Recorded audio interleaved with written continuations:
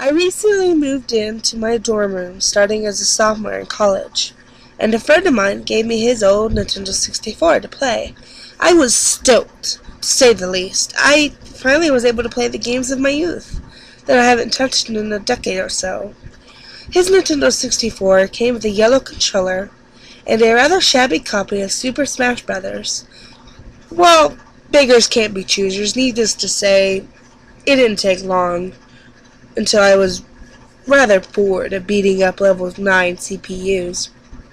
That weekend, I decided to drive around a few neighborhoods about 20 minutes or so off campus, hitting up local garage sales, hoping to score a good deals from ignorant parents. I ended up picking up a copy of Pokemon Stadium, GoldenEye, fuck yeah, F-Zero, and 2 other controllers for only $2.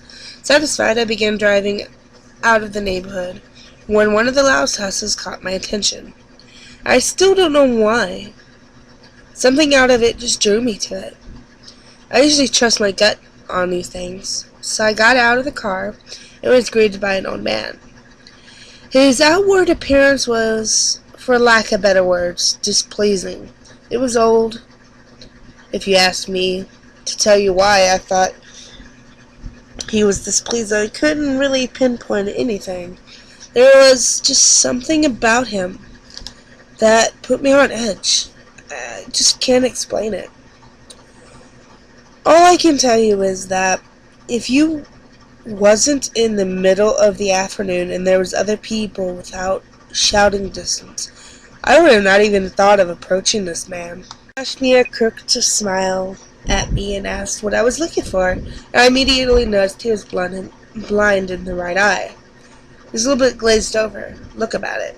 I forced myself to look at his left eye instead, trying not to offend, and ask if he had any old video games. I already wondered how I could politely excuse myself from the situation when he would tell me he had no idea what a video game was. But to my surprise, he said he had a few of the old boxes. Assured he'd be right back in a jiffy, turned and walked into the garage. As I watched him hobble away, I couldn't help but notice that he was sailing on his table.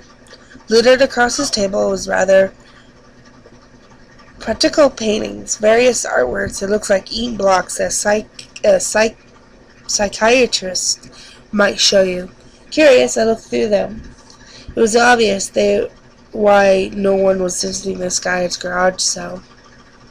It wasn't exactly anything pleasing. As I came to the last one, for some reason it looked almost like Majora's Mask. The same heart-shaped body, little spikes protruding everywhere.